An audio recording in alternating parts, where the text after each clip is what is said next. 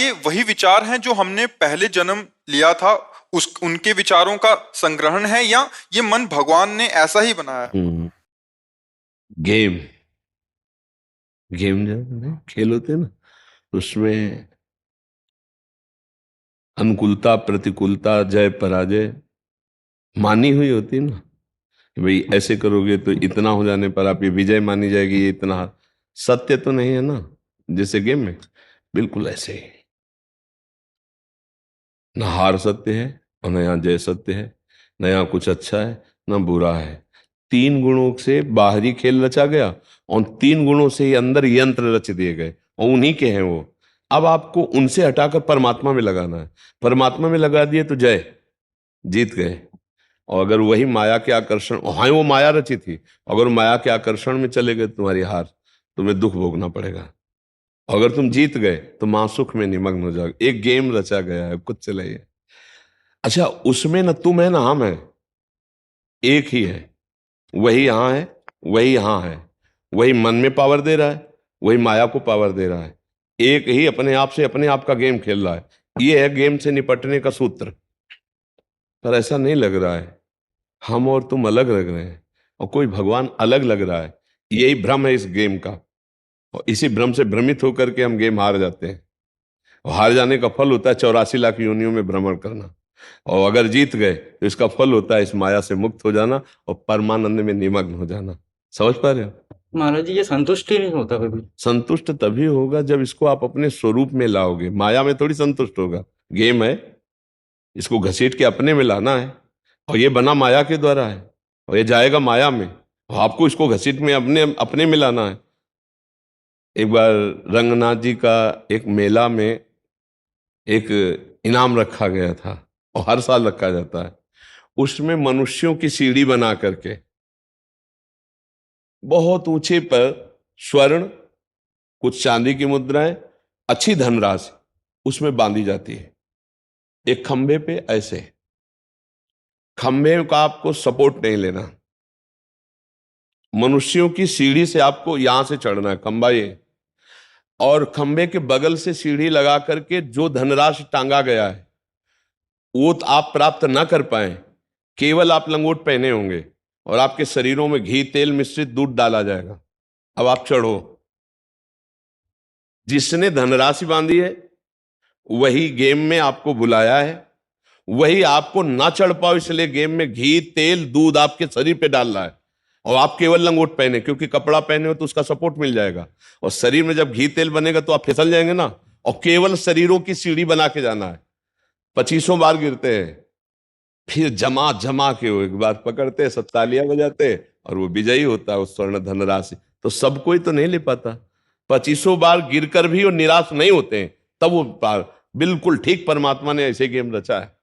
वो आपको माया के फसाव वाले, फिसलन वाले डालेगा सूत्र, और ऊपर परमानंद बांध दिया है, अखंडानंद ब्रह्मानंद भगवदानंद।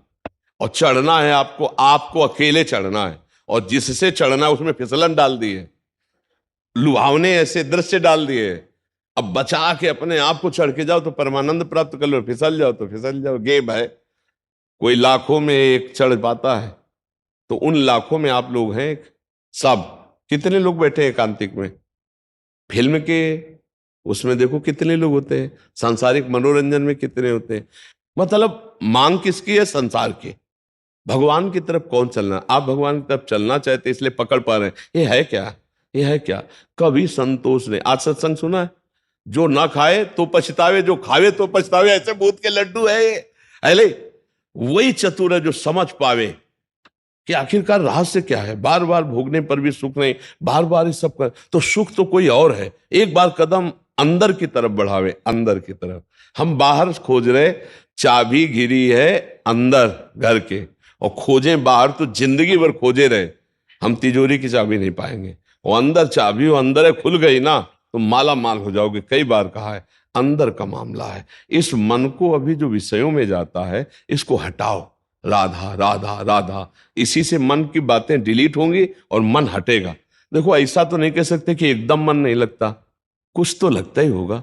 लगता है ना? 24 घंटे में कुछ मिनट तो आप अगर परमार्थ में कुछ दिन से सत्संग सुन रहे हो तो कुछ तो लगने लगा है, क्योंकि कुछ ना लगता तो आप यहाँ आते ही नहीं, है ना? कुछ लगने लगा, इसका मतलब हमारी दवा काम कर रही है। नहीं, 24 घंटे में जब कभी नहीं लगता था, कुछ लगने लगा और दवा काम करी, इसकी पहचान कि हम मन की कमजोरियां पकड़ने लगे। पहले जैसा मन कहता था वैसा हो जाता था तो हम हर्षित होते थे, आज जब वैसा हो जाता है तो हम दुखी होते हैं कि यार ये गलत सोचा, गलत किया। ग्लानि होती है। हाँ, इसका मतलब दवा काम कर रही नहीं कर रही। अब आप नाम जप और बढ़ाइए और प्रवीण बनिए तो एक दिन देखेंगे मन शांत हो जाएगा।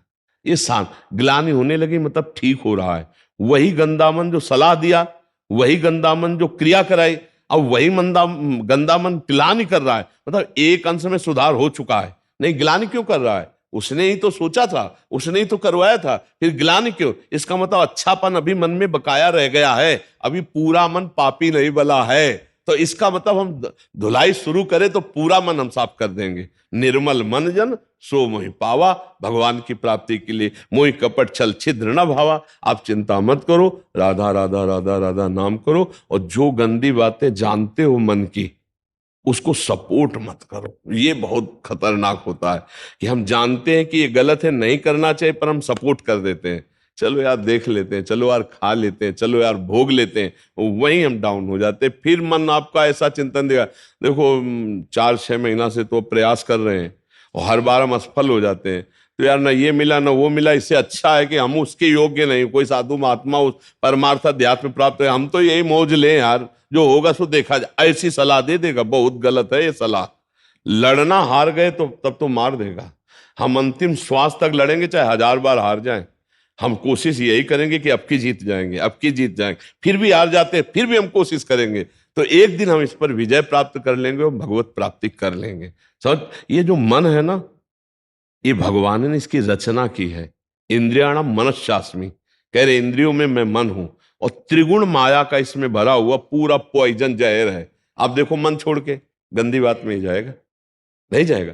ये नहीं कि अच्छी बात में नहीं जाता, अच्छी बात में लगाओ तो लगेगा, और वो भी थोड़ी देर, और बुरी बात में लगाने की जरूरत नहीं, आराम से। इसका स्वभाव रचना ऐसी रची गई। अब यही गेम रखा गया है कि अब इसकी गति को रोको, अंतर्मुख करो, भगवदाकार करो, तो तुम्हें इनाम मिलेगा, त्रिभुवन पर विजय प्राप्त कर लोगे। वो अद्भुत आनंद अंदर ही मिलेगा, किसी से कहने की जरूरत नहीं, आनंद मगन हो जाओगे। और उसी आनंद की खोज, देखो जब हमारा मन कहता है इस शरीर को भोग लें, इस वस्तु को भोग लें, अमुक, देखो सब अपने घर के जैसे बैठे हैं, क्या उसके भोगने के बाद मन को शांति मिलती है?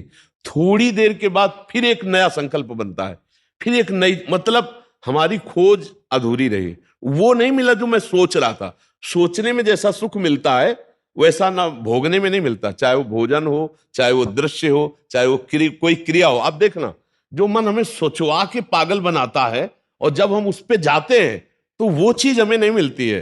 तब लगता है कि वो यहां नहीं शायद यहां हो, यहां नहीं शायद यहां हो। ऐसे भटकते पूरा जीवन व्यतीत हो जाता है। बुद्धिमान वो है जो 2-4 कदम में ही लौट आवे कि गलत दिशा में जा रहे हैं, पर हम पूरा जीवन चलते रहते हैं, लौटने की बात ही नहीं आती। और यहां तक कि शरीर वृद्ध हो जाता है, इंद्रियां काम नहीं करती, पर मन वैसे ही सलाह करता रहता है, फिर भी नहीं सोच पाता कि चलो अब हुआ पूरा जीवन की शाम, अब तो राधा राधा जब कर अपना काम बना ले। लेकिन नहीं, बूढ़ा है फिर भी शराब पीता है, बूढ़ा है फिर भी गंदी बातें देखता है, बूढ़ा है फिर भी गंदी चेष्टाएं करता है, बूढ़ा है फिर भी नहीं सोच रहा कि मुझे मरना है और भगवत प्राप्ति का अब की उपाय कर लूं, इतना जीवन रह गया। ये क्या है? ये मन का केवल खेल है। वो अपने मन के गेम में फंस गया, निकल नहीं पा रहा है। अच्छा, इसमें ये हो कि चलो मन सुखी रहेगा, तो भी नहीं। आप जितना गलत करते जाओगे उतना वो नकारात्मक सोचे पैदा करता चला जाएगा, और उसका परिणाम यह आएगा कि आपको डिप्रेशन में पहुंचा देगा। मतलब किसी भी तरह से ये चैन नहीं लेने देगा। तो इसको लाना तो भगवान की शरण में पड़ेगा, तभी शांति मिलेगी, तभी सुख। बहुत गंदा, बहुत गंदा, बहुत नीच है ये, और ये बहुत उत्तम है। ये अगर सही रास्ते को पा जाए तो दूसरे के लिए अपने प्राण दे सकता है, परहित के लिए अपने प्राण दे सकता है, ये भगवान से मिला सकता है, ये सब सुख दे सकता है। बस इसको गलत ढंग से जो प्रयोग होना शुरू हुआ है, इसका ये बंद कर दे, वही बहादुर है। देखो, विरक्त मार्ग एक अलग होता है, लेकिन गृहस्थी में तो एक धर्मपूर्वक विषय सेवन की मर्यादा है ना, तो आप धर्मपूर्वक देख लो। अगर आपको अपनी पत्नी में, अपने पति में सुख नहीं मिला तो विश्व में कहीं सुख नहीं मिलेगा, क्योंकि है नहीं, तो आपको सीमित हो जाना चाहिए ना। लेकिन ऐसा नहीं होता, हम धर्म विरुद्ध बढ़ते चले जाते हैं, जो हमारा पाप बनता जाता है और हम क्लेशित होते जाते हैं। इसलिए हमें लगता है बहुत अच्छे अभी सत्संग के प्रभाव पड़ रहे हैं, तो हम निकल चले गंदी बातों से, हम निकल चले इस माया के फसाव से, नहीं तो धोखा ही धोखा है, पूरी जिंदगी व्यतीत हो जाती है।